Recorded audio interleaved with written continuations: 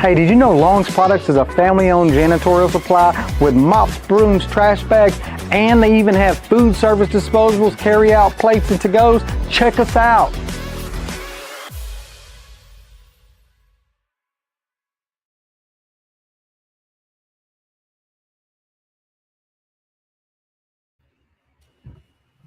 Good evening, Central Louisiana. I'm Jack, and this is a special edition of the Let's Talk show here on UrbanCast. Tonight's conversation is made possible by a silver sponsor, Acadian Ambulance. We appreciate their continued commitment to supporting meaningful conversations like the one we're going to have tonight. Tonight, we're having a difficult but necessary conversation. Many of you have seen the tragic news coming out of Shreveport this past weekend. A devastating act of violence claimed the life of 8 children and left a family and a community forever challenged. I mean, it was so bad today, guys. I couldn't even I couldn't read the news stories coming out of Shreveport. I didn't want to watch anything else coming from up there. It was just depressing to see all of the community coming together and saying the right things to say, hey, we need to put this in check. We're not going to go all the way into all of them details tonight, but we do want to acknowledge the pain and the reality and the impact. This moment called for awareness, for conversations and resources. And we want to talk about it here in Central Louisiana because we've been talking about it all over the state of Louisiana. Domestic violence is real. It affects families, it affects children and entire communities. And too often people suffer in silence. That's why tonight we're going to be joined by someone who has dedicated her life to helping individuals and families heal, rebuild, and find support. We're joined by Sandra Candy Christophe, author, counselor, founder of Christophe Counseling Associates, as well as Candy Christophe Legacy Consultant and Coaching Service. If you're watching live and you have some questions, drop your questions in the comments. I'm monitoring them. And if I can bring them into the conversation, I'm going to. Candy, if you can introduce yourself to everybody, I really appreciate it. Sure. Hello, everybody. I'm Candy Christophe. I'm a licensed clinical social worker and an addiction counselor. And this issue hits really hard, really hard in lieu of Shreveport. I just want to throw out there that domestic violence is not just a private family matter. It's a public safety matter. It's a community issue. And we don't have to wait until it escalates to death. We simply don't. You know, we used to hear when we were growing up, at least I did, what goes on in this house stays in this house. And we just can't afford to keep violence in the house because as we can see, it can turn deadly really quickly. And far too often, we are losing loved ones at an alarming rate. And it's just unnecessary. What I want to emphasize to everyone is that you cannot continue to know something, see something, and don't do something. You just can't. For everyone that has died tragically from domestic violence, there was a girlfriend, there was a sibling, there was a coworker, there was a neighbor. Somebody else knew violence was going on and did not say something or do something enough to be able to prevent it. Domestic violence, Jack, don't start off with a whisper. It whispers before it goes to screaming. It screams before it goes to hitting. It hits before it goes to killing. It's an escalation. And people have got to be able to recognize it and stop being quiet about it. Okay. So Candy, for those who may not be familiar with your work, and can you quickly, just tell us a little bit about your background and that kind of thing right quick, and as we drive down into this? Sure. I started off with my master's level internship at Avoyelles Correctional Center. I work with Christophe Counseling Associates, and I'm a founder there, and we treat sex offenders. We have a domestic violence treatment component now called RISE, Rise Above Domestic Violence, for the offender, the one who's doing the hitting. And we have Restore, which is being offered as a peer support by Reentry Solutions to help those that are being abused with domestic violence. I've dedicated my entire life to helping those who are deserving and need a second chance to be able to get it. At Reentry Solutions, we still continue to focus on employment, housing, and restoration of the family unit. We will be celebrating our 16th year at the end of this month, 16 years of providing services to the community. Okay. So when we say domestic violence, Candy, what does that really include? You know, break it down so the people in the back of the room can really understand what this thing called domestic violence. I want to break it way down, because what people need to realize is that domestic violence has multiple forms. It's abuse. It is abuse. It's verbal abuse. It's physical abuse. It's mental abuse. It's emotional. It's financial abuse. It's sexual. It is abuse. Taking advantage of someone, having them to manipulate them to do something against their will, or forced coercion. Whenever you're in a relationship, it oftentimes surfaces initially as jealousy. Oh, he loves me so much, he's jealous. Or she loves me so much, she can't stand for me to be with this one or that one. That control is the issue. It's not about love. Love don't hurt like violence and abuse does. It just don't. Just don't. What are some of the signs then, Candy, when what are some of the signs people may overlook or not recognize early on? Let me roll it off to you. One, you can't be with that one. I don't want you with that person. You can't go over there. That person don't like me, so you shouldn't be with them because you know they don't like me.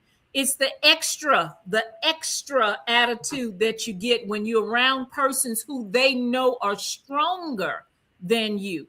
It's about divide and conquer. That's the subtle secondary motive. That is the scheme behind it. That's the plot behind it. I don't want you to be with this one because I got to go through that one.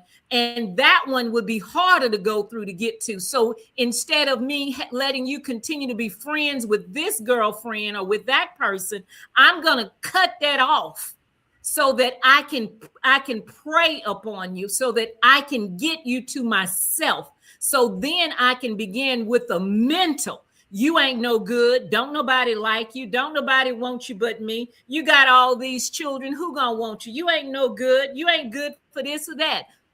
And it goes on and on and on. It's that constant beat down mentally, psychologically, that says I'm nothing. And then here's another one that they'll get. I'm the best thing that ever happened to you. You know, you wouldn't be nowhere without me. You wouldn't be able to have this or that without me. Boosting themselves up while they're beating you down. They will take your vulnerabilities that you will share with them because you feel like you're in a couple relationship. You feel like you should be able to talk to this person about what you really feel and what's going on. And they will weaponize your shortcomings. They will weaponize your traumas from past. They will use that against you to continue to beat you down psychologically. It starts with a slap or a hard grab or a shove or hard brace. It don't start with a punch in the gut. It escalates there. And when the victim don't say anything or do anything to them to draw the line in the sand that I ain't tolerating that crap, then that gives them permission to take it a little further. because you got to remember this: you will not change what you tolerated. So if you tolerate them talking down to you, if you tolerate them telling you where you can and can't go, who you can and can't be with, what you can and can't do, what you gonna do with your money, if you tolerate that in the beginning, you're just giving them permission to go further. Okay. Why do you think so many situations go unnoticed? Unreported, not unnoticed, but unreported. Yeah, unreported or unnoticed. You know what I mean? I think it goes noticed, but it's going noticed to people who are not reporting it. One, secrets keep you sick. I want to say that over and over and over again. Secrets keep you sick. Mr. Christophe, secrets keep you sick. And so that's him in the background. So if they continue to keep secrets, don't tell this one, don't tell that one, you can't tell your brothers. If you keep those kind of things secrets, then that gives them fertile ground to go and explore it even further. Wow. And so how does domestic violence impact the children, the sibling, even if they're not directly involved in this situation? Well, I witnessed domestic violence in my family. Mm-hmm. I don't know any family that has not been able to say that they've seen it. I wished I wouldn't have been able to. I wished I would be able to say I didn't, but I did. It affects the children. Mm-hmm. It affects them even when they get grown. It affects them even when they get grown. It affects them psychologically, and they learn the behavior pattern that mama took this, daddy did this, then this is what is expected of me to take. This is what is expected of me to do. It's a learned behavior. If a kid comes in every day and they see their daddy coming in from work, hard working, tired, eat, take a bath, go to sleep, get up the next day and repeat, then they learn just by watching that that's what I'm to do. And that's where good work ethics are formed. But if they come in and they see daddy slapping on mama or mama slapping on daddy, then they think that this is the way it's supposed to be. If mama all in his face, then I should be all in my guy's face. And it's learned behavior. It's learned behavior. What are the, just so that the audience out there can understand, what are the long-term effects that families may experience after these type of situations present themselves? There are emotional triggers. There are trauma triggers. In other words, the children that are that we just that just lost their lives in Shreveport, the one that got away, I'm praying day and night for that one. I'm praying day and night for that one. If you've ever had something traumatic to happen, you say like a motorcycle wreck or a car wreck, or you fell off of something and you broke something, that was traumatic for you. If you and you began to see these images in your mind. I remember one time we were riding on the bike and Dre laid the bike down. It got laid down and we were on it. I was afraid to get back on the motorcycle. I was afraid. And when you're watching TV or something, you can see these things and it can bring you back there. The smell, the sound, the taste, the touch of it all. These are trauma triggers that will be with them for the rest of their lives. And that mess carries on into adulthood, which carries on to the next generation. That's interesting. We got somebody who made a comment out here, Miss Tanya. She said, it took my daughter years to want a boyfriend. Yes. I thank you for sharing that, Tanya. Thank you for sharing that, because it does carry over. It may not be verbalized, but you'll see it. It may not be verbalized, but you'll see it. It could be that I don't want a boyfriend or I'll never want a husband. I'll be honest with you. from seeing some of the abuse that my mother and my aunts took, I thought for a long time growing up that I didn't want any children. I didn't want any children. I said for a long time I would have test tube children because I didn't want to have a man that have to deal with all of that gunk. And no joke. But that's the way, one of the ways it came out to me. I'm not going to even deal with that. We have a lot of people that are in same-sex relationships because they've decided I'm not dealing with that. If that's what comes with that package, I don't want it. I don't want it. Oh. Look, in moments like what we saw this weekend in Shreveport, how should communities, Candace, process something so heavy?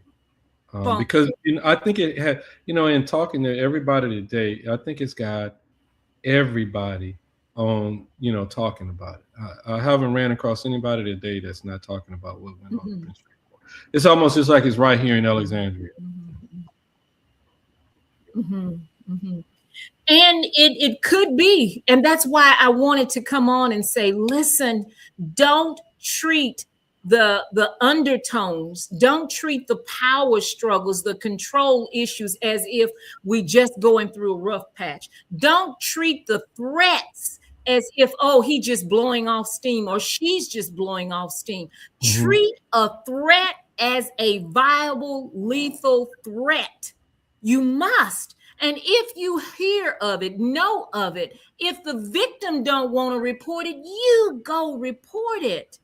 We've got to stop being silent when it comes to domestic violence. We have got to make sure that the victim has support, that there is accountability, that there is a safety plan in place, and that there is ample support.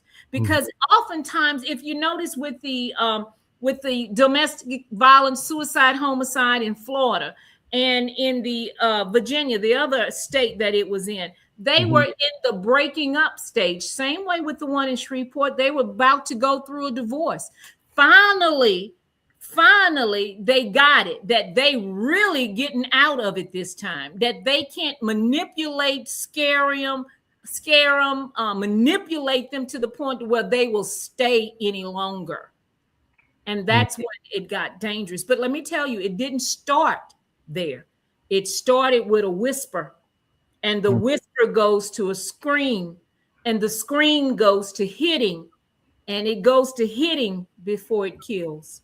Well, it's just like the one we talked about over, was it South Carolina, with the former lieutenant governor of the state and his wife and the children. She put cameras up, yes. So it was different. She didn't put those cameras up for no reason at all. You know what I mean? You're right. And if you feel safety, there are some states where people can be separated and still live under the same roof. They get into this turf war about, I ain't leaving my house. I ain't leaving my house. Leave your house for your life. You can get that later, but you can't get your life back. I hear you. What would you say to someone who may be in a situation right now, but they are afraid to speak up or leave, just flat out and leave? What would you say to them right now, Ken? Get help. 2 heads are better than 1. 3 are better than 2. You must have a safety plan. You must have support. Don't wait. Don't wait. You don't have to leave with anything. Just leaving with yourself and your physical being and your children is more than enough. And Jack, I want to say this too. Way too long, it used to be that when it came to domestic violence, you were just thinking that the woman was the abused and the man was the abuser. But in our day and age, we are seeing an escalate of women who are abusing men. That thing has gone both ways now. I'm telling you. And so I say to the men as well, abuse is abuse. If she's talking down to you, if she's threatening you, if it's physical, mental, sexual, emotional, abuse is abuse. Doesn't matter what sex you are, it is. Wow. How important is it to have a support system And what does that look like? Support system is very important, and it don't have to be the whole block. You only need 2 or 3. God and 2 or 3. And that looks like having someone else who knows what you are going through. That looks like having a plan for escape.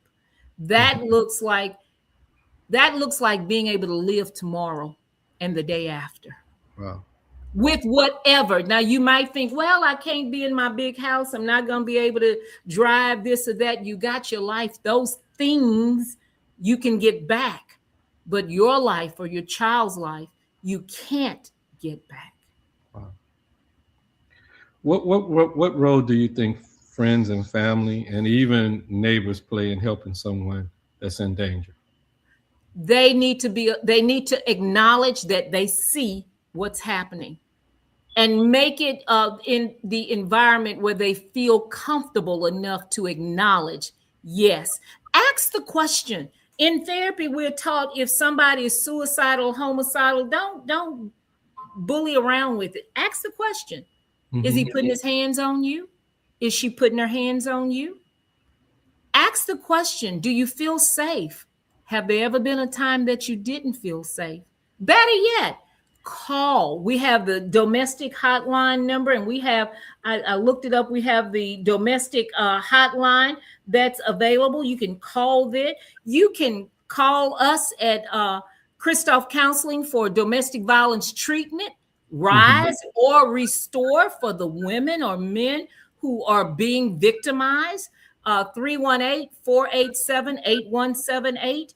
There is help. And if you don't have a plan, we can help you develop a plan, but report it. You need to have it on record at the local police station so that if the worst comes the worst, you at least have it on record that this was going on. So if for no other reason than for the future, what if, worst case scenario, you need to report it. And if that family member knows what's going on, they need to be able to acknowledge it to the victim that I see you. I know what's going on. Let's get out of this situation and report it. Don't rely on the victim to report it. You can go and make a report. This person is abusing this person. And Jack, let me say this too. We also have elders who are being abused. We have seniors that are being abused financially, physically, emotionally, verbally, sexually. Report the abuser. We need to have an abuse hotline tip here because people need to be able to call and to say this is going on.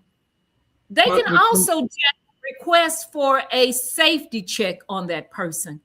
You know, if you feel that person's in danger, you can call the police and ask the police to go by and do a welfare check. Well, Candy, here's one thing that I want to say is that, you know, being in this thing called communications or the media or information and that kind of thing, one of the things that I see is that organizations that are tasked with these services, they're there. Because on Friday, I'm actually going to be talking to the family justice system about some of the things, some of their services that they offer.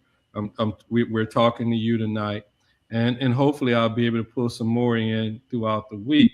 Good. To talk about this very subject, and in an attempt to just to make sure people get the information, get the knowledge that they need. Good. To just go make a phone call, call a friend, call a doctor, call a counselor, but just to call somebody and to say that these resources.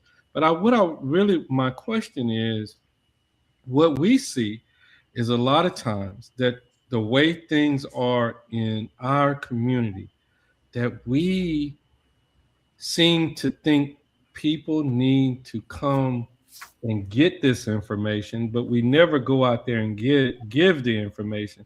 And when we do, we put the information that people really need in places that they are not going.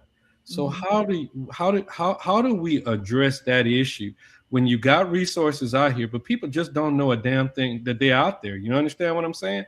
And so you really can't, sometimes you got this mom, this dad that's sitting at home, they being abused, but hell, they don't even know where to go.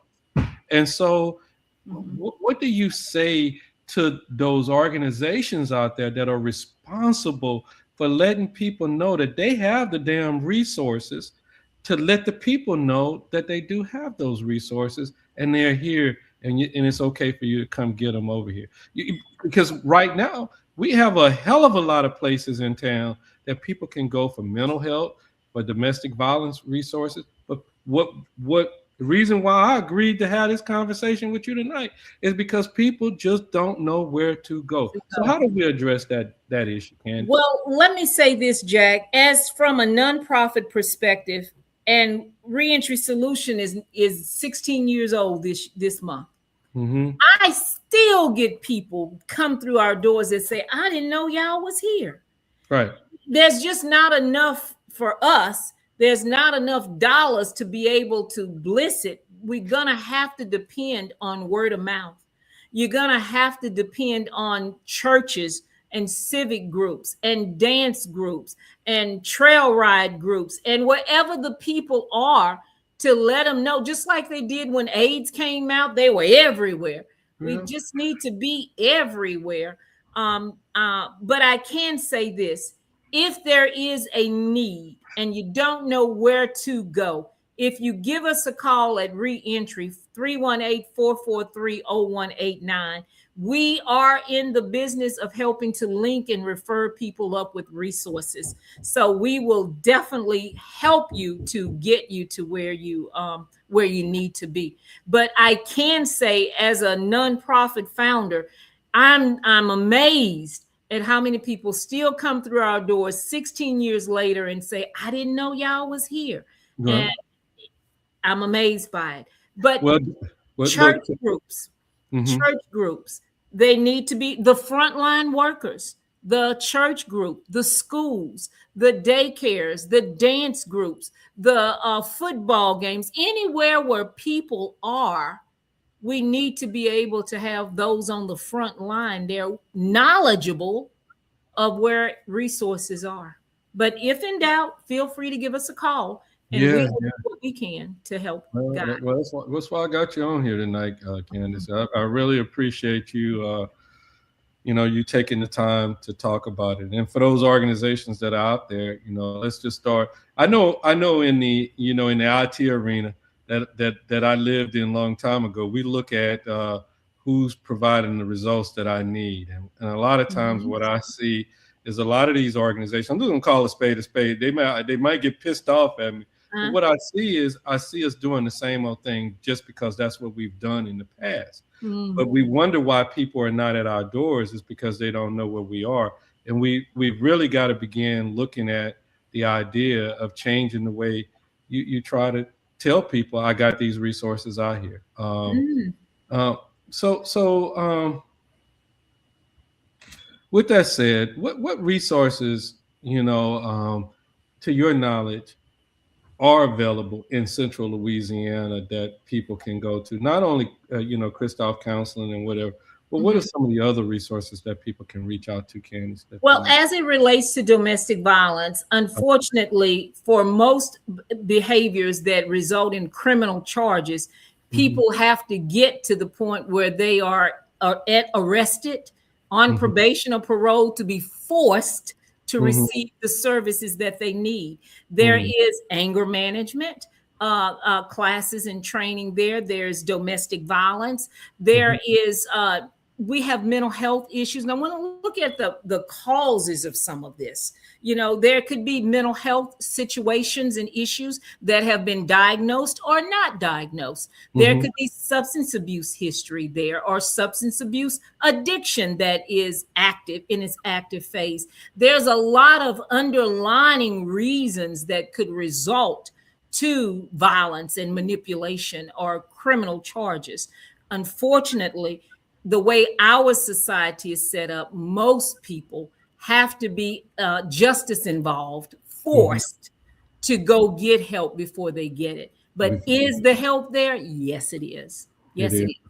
I think that we have a culture, though, that is from the old belief of what stays in it, what happens in this house stays in this house. And that needs to stop. And we're also from a culture that wants to protect our own, especially from the law. But as it pertains to this situation, we must be verbal, and we must be vigilant, and we must report. Right. And Candy, for those that are watching tonight who might know someone in need, what should they do? I know you mentioned earlier, do a welfare check or something like that. What else is it something? If it's not the welfare, because in some cases the welfare check is like, I get the police out because I haven't seen you in a while, that kind of thing. But wait till it's too late. And it's too late. Support for them needs to look like, I see you. I see what's going on. I feel your pain. You don't have to go through this by yourself. I don't have the answers, but together we can find the solution. It needs to look like commitment to hold them accountable, them for their safety and their responses, and getting them the help that they need. Now, I don't want to put it off as if it's the other person's fault, the stand-byer's fault. I'm saying if you see something, you know something, you got to say something. Far too many mothers are standing over graves when somebody knew something and didn't say something until the death occurred. It's too late then. It's too late then. I mean, we're seeing it. We see it happen. We've seen the violence happen here time and time again, when it's obviously it was a domestic violence kind of situation. And those signs was there. And the mama, the daddy, the sister, the brother, somebody saw something and they could do something, but they just didn't know where to start. And I want to say this, Jack, so many times the victim feels like they're the only one that can help that person. I understand what they're going through. I can help make them better. And they get stuck there thinking, he needs me, she needs me, I'm the only one that can help them. That's just not the case. You first the person has to have insight to know that, hey, I'm doing something wrong. They then have to have a desire to change. Then they have to have the capacity to actually work the steps to bring about the change and the commitment to see it through until the actual change occurs. And so oftentimes they may be lacking in one, two, or all of those. And that person is just, I'm going to take it because he's going to change. I'm going to take it because they really love me. They need me. If I leave, who's going to be there? If you're dead, who's going to be there? Well, that's true. Mayor Arsenault up in Shreveport, he said something, this is not just a family problem. This is a community problem. Definitely is. Yeah. What can we as a community do better when it comes to awareness and prevention? I think as a community, the first thing we can do is, one, acknowledge to the person, I see you. So many of the victims feel like they're going through this by themselves, that no one really knows because they've tried their best to keep it a secret. But when you see bruises on someone, and if you have a close friend or a family member, when something's not right. Acknowledge that you see them and then team with them to get resolution and a safety plan in place so that they can leave. The old folks used to have a saying, when you have your hand in the lion's mouth, you have to ease it out.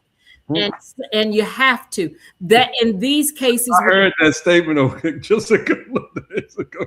Oh, really? I'm sorry. Yeah, I heard that statement.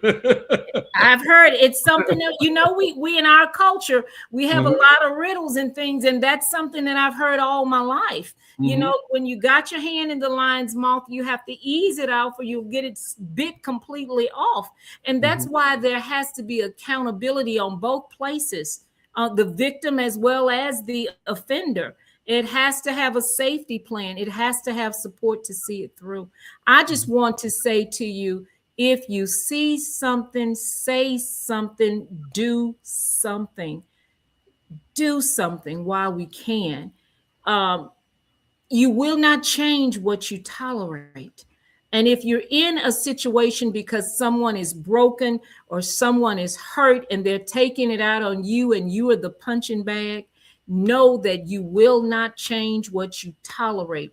Leave. It is best to leave with nothing but the clothes on your back and start all over than to die and not have you. Mm. I don't know. I don't know if you can make that any simpler. What roles do you think education and conversations like this one play in helping to, you know, you know? I think that education plays a big role.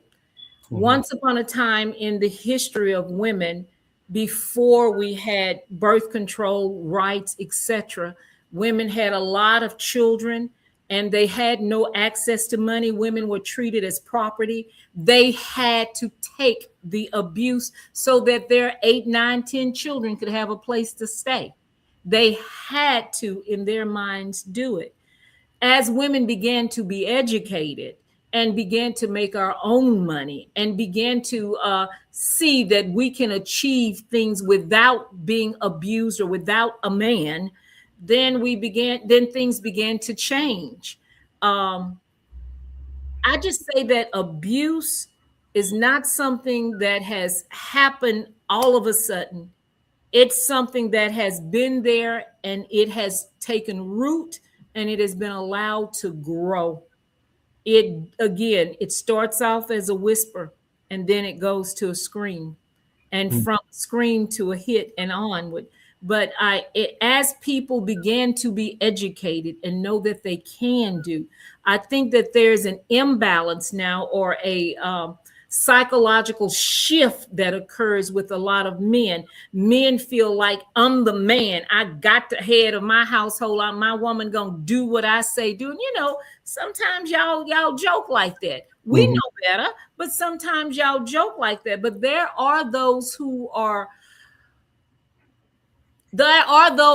more basic, for lack of a better word, who actually feel that way. And they feel that their power comes from controlling their spouse or their girlfriend. She gonna do what I say do. She gonna have my dinner cooked. She gonna have my clothes ironed. They don't iron them no more, but they gonna have my clothes ironed. And she gonna do what I say do. And that's their identity. And for them, when you got a woman who's educated, a woman who is able to make it without you, she's saying, I'm not taking that crap. I leave you. And then his whole sense of identity is gone because now he's not Mr. So-and-so married to so-and-so. He's just plain Joe. As we close, Candy, what message do you want to leave with individuals, families who may be struggling right now here in Central Louisiana? Help is available. Don't minimize threats. Don't minimize controlling abusive behavior. It may not be just a rough patch that they're going through. If somebody's laying their hands on somebody, then they need to be held accountable. And it don't have to wait until it gets deadly. If somebody would have put that person, made that person be accountable at the slap, then it wouldn't have gotten to the punch or the broken bones or the death. And if you have someone that you're in a relationship with and that person has an abusive history, then don't think that you can make them well. Don't think that if he loves me enough, he'll change. It's not in your power to do that. And you certainly shouldn't put you and your children at risk trying to help him. He's got to be able to help himself. Okay. Candy, we appreciate you joining us tonight and sharing your insights on such an important, sensitive topic. Mm-hmm. Conversations like these, this matter, mm-hmm. Awareness matter, and making sure people know that help is available. It also matters. Yes. To anyone watching tonight, if you are someone you know is dealing with domestic violence, please know that you are not alone. Not alone. Yeah, and there are resources available to support you. We also want to support, thank our sponsors, Acadian Ambulance, our silver sponsor, Acadian Ambulance, again, for continuing to support conversations like these that impact our community. And we definitely want to thank all of our other business partners, but more importantly, we want to also thank the people who tune in to us and listen to us gripe and be concerned about what's going on in the community. We definitely thank you guys out there. Candy, before we get ready to close, did you have anything else that you wanted to say to the community? I just want to say that there are professional women that are also being abused. And because they are degreed and because they are in high influential areas or married to someone of influence, that does not mean that you are less valued or valuable, that you too are deserving and worthy of help and resources. Don't let your degree stop you from getting the help to set you free.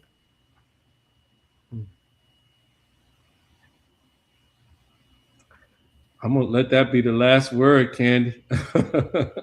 Again, on Friday, we're going to be talking with, I think at 2:00 on Friday, Louis with the Family Justice Center, and hopefully we're going to try to reach out to a couple of more clinical social workers and all that kind of good stuff this week to talk through this thing. Not only for the obvious types of domestic violence. Candy, you have enlightened us that it's not only women that experience it, but it's men that experience it as well. Mm-hmm. And so it could be for anyone that's experiencing this kind of stuff. Mm-hmm. But if you guys see something, something, there is help out there. Here in Louisiana, another number that people can use if you just want to know about resources, period. United Way offer 211. 211. Yeah. 211. So if you don't know, always pick up that telephone and just dial 211. And they should be able to get you with the resources that you need. I know I use 211. And let me just tell you when I use it. I use it when I'm looking for warming or cooling stations for the public. And I'm getting ready to write a document. And United Way come through every single time for me when I get ready to do something like that. Good. So you have something on your mind, and it could be something unique. It doesn't have to be the domestic violence. You could just say, I need some help with my utilities. I need help with X. I need help with whatever. Pick up that telephone and just dial 211. And they're there with the resources to try to tap you into who you need to get in contact with. With that said, Jack, I'd like to make a challenge to everyone that hears this to forward this to someone. And I'd like to make the challenge that if you know someone that is being abused, to have a conversation about an exit plan.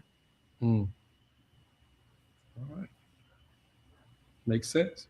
I hear you.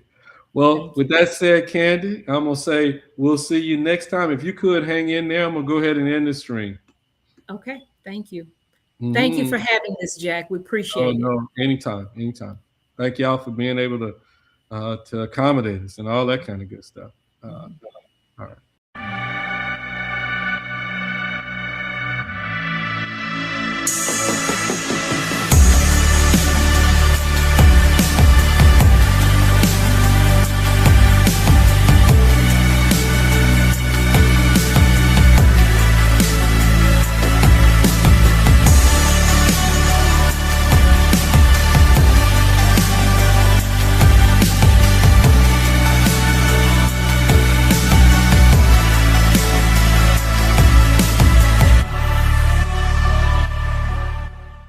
Hey, did you know Long's Products is a family-owned janitorial supply with mops, brooms, trash bags, and they even have food service disposables, carry-out plates, and to-goes? Check us out.